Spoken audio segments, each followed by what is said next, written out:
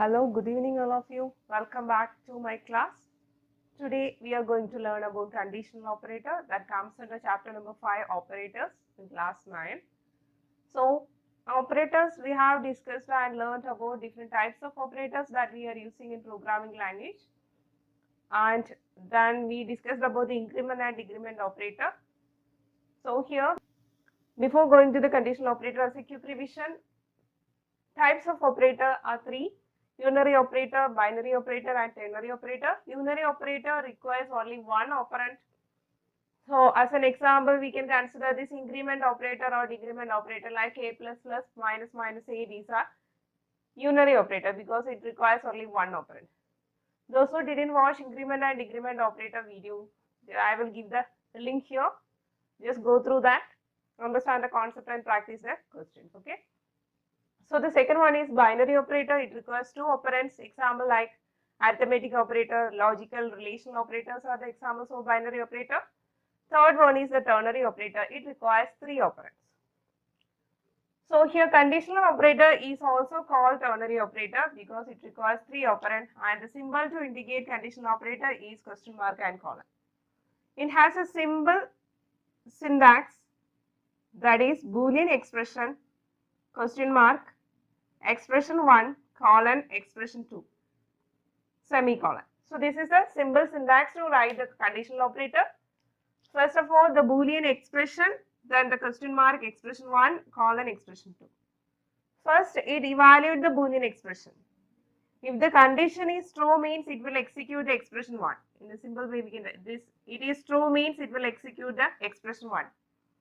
If the condition is false, means it will execute the expression 2. Okay. So this is conditional operator. First, it evaluates the Boolean expression, and this Boolean expression be a conditional statement. Example, if you want to compare two values, 10 and 5, which one is larger? We can write the condition 10 greater than 5. If the condition is true, means which value we need to display? 10 we need to display. If it false, means we need to display 5. So if the condition is true, means it will give the value as 10. If the condition is false, means it will give the value as 5. Okay. So this is conditional operator. Conditional operator is also called the ternary operator because it requires three operand, and this is the question mark and colon is indicating by conditional operator. There is a general symbol syntax, Boolean expression, question mark, expression 1, colon, expression 2. If the Boolean expression is true, it will execute the expression 1, else it goes to expression 2. As an example here, 10 greater than 5, question mark. Yes, if it is true, means it will execute 10, else it goes to 5. And just as a program, we need to save this value in a variable. So how we will write? We can write this one as maximum value we are saving in a variable. So we can write a condition like max equal to 10 greater than 5. If it is true, means it will give 10, else it will give 5. So the condition now, as the output, how will you get max equal to 10? Because the condition is true. So if it is true, means it will execute the first expression. Okay. Okay. The programs that we have written in the Java or using Java programming language, that are the very simple programs till now we have done for class 9 students, about how to read, how to find the sum of the three numbers, how to find the product, like that, simple concepts. In that, you can consider that is based on the sequential order. That means if you want to, sequential order means step by step sequence of statement, it is executing in an order, sequential order. So if you want to find the sum of, example, find the sum of three values, sum of three integers, you will read three integers from the user, or you can initialize, then you will find the sum. After finding the sum, you will print the value. So the step-by-step procedures is in the sequential order. Based on the sequential order, it is executing. But in some cases or some situation, as a real-time example, you need to check the person is eligible to vote or not. So what is the condition behind that? Eligibility to vote means he should be his age should be greater than 18 or equal to 18. So how will you write the condition? If his age is greater than or equal to 18, he is eligible to vote. Else he is not eligible to vote. Is it? So this one, if the condition we have given and the statement we have given inside this if statement and else also have some statement, if the condition is true, if the condition is true means it will execute, he can vote or he is eligible to vote. If the condition is if a person's age is 8 or 10, then the condition is false, so it will give a message this person is not eligible to vote. So this type of conditions are decision making statements. These decision making statements are included. These decision making statements here we are using as if statement, and if condition satisfy, if you want to check a condition according to that its output should be displayed means we can use the decision making statement. It is differ from the sequential order here. As per the condition satisfies, it has to execute the value. If the condition is satisfies means the statement that we have given inside the braces has to be displayed. Else, if it is not satisfies means the statement that we have given inside the else part has to be displayed. Okay.